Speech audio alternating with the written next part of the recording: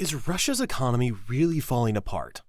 How can a nation with endless oil and gas and nuclear weapons be running out of steam? Here's the truth. The collapse isn't a distant threat. It's happening right now, and the cracks are spreading faster than most people realize. Let's break it down. For decades, Russia projected an image of strength. Oil and gas pipelines crisscrossed Europe. Weapons factories armed allies across the globe, and the Kremlin carried itself as if sanctions or global crises couldn't touch it.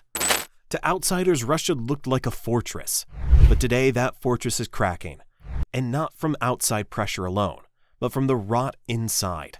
At first glance, the numbers seemed to tell a story of resilience. In 2023 and 2024, GDP growth stayed positive, over 4% at its peak. Analysts pointed to these figures as proof that sanctions had failed.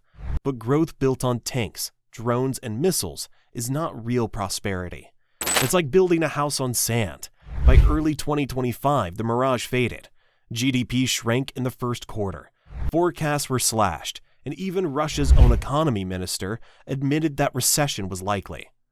The first crack lies in Russia's lifeline: energy. Oil and gas revenues once made up more than a third of the federal budget. They paid for pensions, schools, and infrastructure. But that river of cash is drying up. Global oil markets are oversupplied, pushing prices down. Western sanctions means Europe, once Moscow's richest customer, has turned away. Russia now depends on selling discounted barrels to China and India, often $20 or $30 cheaper than market price. What used to be profit is now survival. The numbers behind it are stark, but the consequences are sharper. Russia's largest oil company, Rosneft, reported profits plunging by nearly 70% compared to the previous year. And those discounted barrels don't just hurt the state budget. They weaken the ruble, which in turn weakens ordinary families' purchasing power. Then came the strikes. Ukrainian drones have hit refineries inside Russia, knocking out nearly a fifth of capacity. For drivers in Siberia or Crimea, that doesn't show up as a statistic. It shows up as empty gas pumps, rationing, and hours in line for fuel. For a country that built its identity as an energy superpower, that image is slipping. But oil isn't the only drain. The war itself is eating the Russian economy alive. Estimates suggest Moscow spends close to $1 billion every day on its invasion of Ukraine. Tanks, rockets, soldiers' salaries, pensions for veterans, it all adds up. By 2025, almost 40% of the federal budget is swallowed by defense and security. That's more than healthcare, education, and infrastructure combined. It means hospitals go underfunded, schools lack resources, and roads crumble, while weapons factories hum day and night. On paper, this looks like prosperity. Industrial output rises, unemployment falls, but that prosperity is built on ammunition and rockets.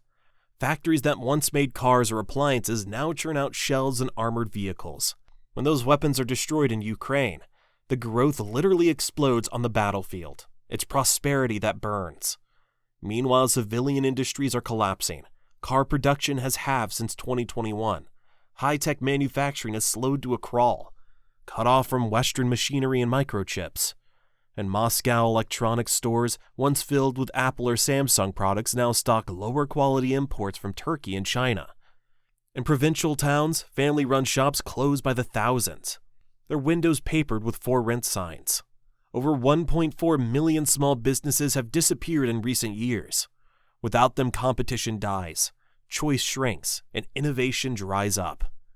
For ordinary Russians, the economic decline is not a graph, it's daily life. Inflation officially sits around 8%, but in grocery stores it feels higher. Families cut back on meat and dairy, relying on bread and potatoes to stretch their budgets. Imported goods that once lined shelves have vanished, replaced by knockoffs of lower quality. A trip to the supermarket costs more, and a salary buys less. The ruble is volatile, a currency propped up by capital controls rather than trust. Borrowing costs are suffocating, with central bank rates above 15%. Mortgages are unaffordable, credit card debt is crushing, and businesses that need loans to expand are starved of financing. Confidence is gone. Surveys show most Russians expect their financial future to worsen, not improve. And behind those numbers are young men drafted into the war or fleeing abroad, leaving factories short of skilled workers and families without breadwinners. This leads to one of Russia's deepest wounds: demographics. Even before the war, the population was aging and shrinking. Birth rates have collapsed, life expectancy lags Europe by nearly a decade, and the death rate is stubbornly high. The war made everything worse. Tens of thousands of soldiers are dead, hundreds of thousands wounded, and nearly 1 million young men have fled abroad to avoid conscription. Many of them are engineers, programmers, doctors, the very people Russia needs to modernize its economy. By the mid-2040s, demographers project Russia's population could shrink from 146 million to around 130 million. Fewer workers, fewer taxpayers, more pensioners. A shrinking base asked to carry a growing burden. That is not just a demographic challenge, it's an economic trap. So how does Moscow keep going? The answer is simple: China. Trade between the two countries hit record highs in 2024, as China bought Russia's discounted oil and gas and sold everything from cars to electronics. On the surface, it looks like partnership. In reality, it's dependence. Russia now sells cheap raw materials and buys expensive finished goods. That's not a position of a great power.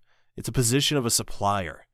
Beijing dictates terms, demanding steep discounts, and Moscow accepts. The once independent energy giant now leans heavily on a single customer. It's a dangerous bargain. If China decides to slow purchases or impose harsher terms, Russia has few alternatives. And every month the leverage tilts further east. History offers a sobering comparison. The Soviet Union didn't collapse in a single dramatic moment. It rotted from within, crushed by military overspending, economic isolation, and an inability to innovate. By the late 1980s, factories were outdated, supermarkets empty, and citizens disillusioned. Today's Russia is echoing that pattern. Military spending masks decline, energy revenues weaken, sanctions choke off technology, the population shrinks, dependency on China deepens. None of these alone would doom an economy, but together they form a storm. And the signs are already visible. Fuel shortages stretch across remote regions. Airlines cancel flights because they can't source spare parts. Nearly 20 million Russians live below the poverty line. Their wage is eaten by inflation. Outside Moscow and St. Petersburg, infrastructure crumbles, water pipes burst, and power grids fail. Even the Kremlin cannot hide it anymore. The economy minister warns openly of recession. President Putin himself admits sanctions are biting harder than expected. When leaders known for control and denial start acknowledging weakness, it means the truth is unavoidable. So what happens next? In the short term, Moscow can keep going. Oil still flows, defense factories still hum, and China still buys. But long term, the math is unforgiving. A shrinking population, declining oil profits, isolation from advanced technology, and the endless costs of war cannot sustain a great power indefinitely. The real question isn't whether Russia's economy is falling apart. It's how fast and what will come after. Will the Kremlin reform? Will it collapse under its own weight like the Soviet Union? Or will it stumble forward, weaker each year, until it becomes a shadow of its former self? So is Russia's economy falling apart? Yes, but not with a single crash. It's unraveling piece by piece. Every refinery strike, every shuttered shop, every young worker who leaves and never comes back. The fortress of oil and gas is cracking. The war machine is bleeding the nation dry, and the cracks are spreading in ways that may be impossible to repair. If this breakdown gave you a new perspective, hit like, subscribe, and share your thoughts below. Is Russia surviving or slowly collapsing? Thanks for watching, and I'll see you in the next one.